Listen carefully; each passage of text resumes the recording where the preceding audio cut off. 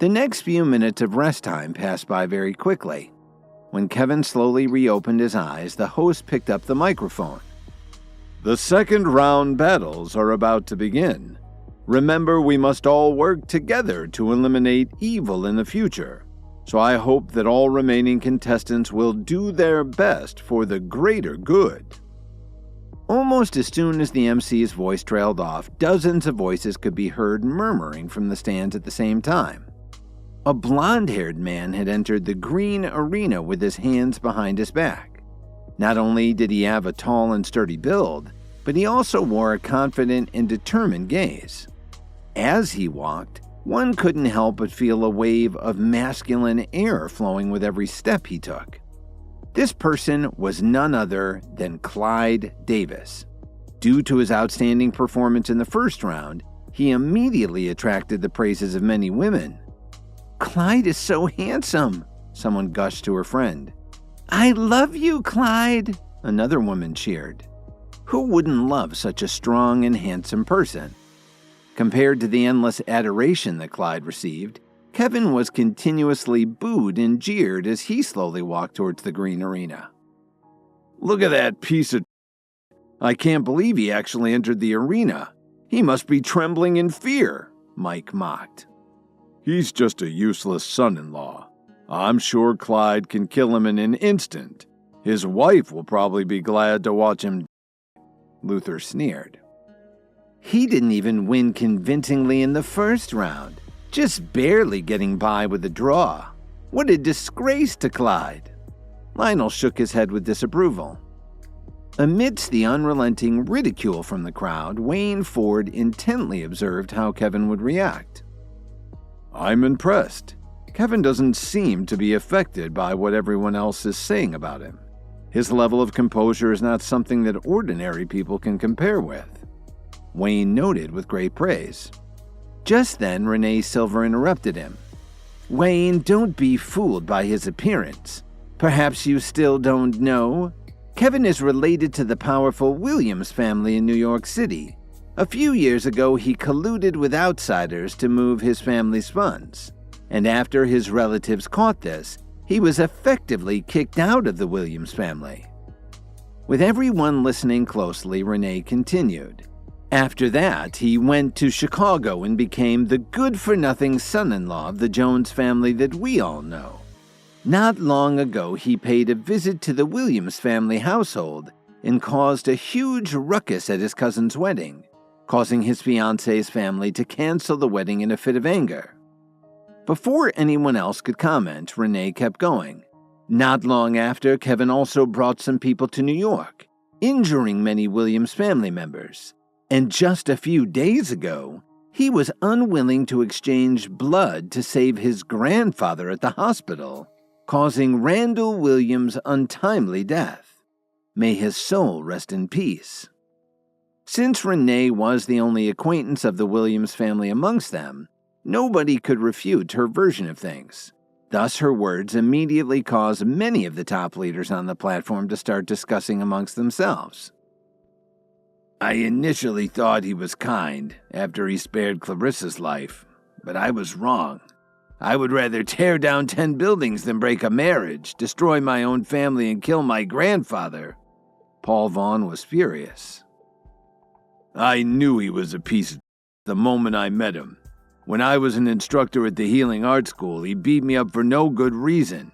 I can't stand someone with no morals," Frank Carter retorted.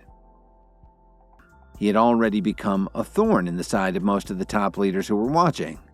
They were initially worried that they wouldn't be able to properly deal with him later on. Now that they heard so many awful things about Kevin, how could they let go of such a good opportunity to get rid of him and keep the Healing Art School from becoming a powerful threat? Upon hearing all of this, Renee looked at Ariana Titus and smiled. It seemed that their plan to have the other top leaders turn on Kevin had worked. Meanwhile, both Wayne and Harley Shepard took a deep breath without saying anything as they watched Kevin enter the green arena. They knew what Renee was trying to do, and they weren't falling for her tricks. "To think, I almost offered him a spot in the Herbalist Society. No matter what, our organization will have to kill him," Nadia coldly remarked. For a moment, everyone on the platform had their eyes on her. While they all had the same thing in mind, no one else dared to admit it out loud. Nadia continued, "Isn't that what we're all thinking? Once Kevin fully develops his strength and skills, he'll turn into everyone's enemy. It's better to eliminate him sooner than later before he becomes too powerful to handle." No matter how strong the Herbalist Society is, you can't ignore the terms of our peace treaty, can you? We can't harm students from any of our affiliated schools and organizations, Paul reminded her. He can easily be expelled from the Healing Arts School. That is, if Wayne agrees to do the right thing for our greater good. Besides, I'm sure the Herbalist Society's leader will agree once I tell him about Kevin. If you have any doubts, go and tell him yourself. Although Nadia appeared calm, cool, and collected, the implications behind her words were too shocking. Nadia knew that while the other leaders could act tough in front of her, they wouldn't dare to speak in front of the leader of the Herbalist Society, a powerful and terrifying figure who is said to possess an unmatched knowledge of herbalism. At this point, Wayne had had enough of this. He suddenly slammed his seat's armrest to get everyone's attention. "All right, that's enough speculation for now. What's the point of arguing over something that can't be verified?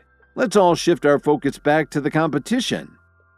All of the top leaders who were there immediately shut their mouths. Their facial expressions clearly showed their resentment, but they had no choice, knowing that Wayne could beat all of them if he wanted to. At that very moment, Kevin and Clyde were sizing each other up as they stood across from each other inside the green arena. Unlike the first round, there were no wooden poles that they had to stand on. However, Clyde preferred to fight unarmed, unlike Clarissa. "Don't listen to the crowd. I watched your battle against Clarissa. You were the clear winner, so you're definitely qualified to be my opponent," Clyde smiled. "This guy doesn't seem so bad after all," Kevin thought to himself. However, just as Kevin was about to reply, Clyde quickly added, "But you cannot defeat me." Kevin didn't want to continue with this nonsense. "I admire your confidence, but there's no point in talking anymore. Let's fight." Soon after, Kevin could already feel that Clyde was starting to channel his inner strength. He knew that if this continued, Clyde would draw enough power to use the iron wall technique, which Professor Murdoch had previously warned him about. "I have to stop him." Kevin then took the initiative and attacked. "Everyone, it looks like Kevin has decided to make the first move. Do you think he'll be able to seize the opportunity, or will he end up humiliating himself?" The announcer posed the question to the crowd. Please subscribe to the Pocket FM YouTube channel and press the bell icon for instant notification. Check out our channel for more such exciting shows.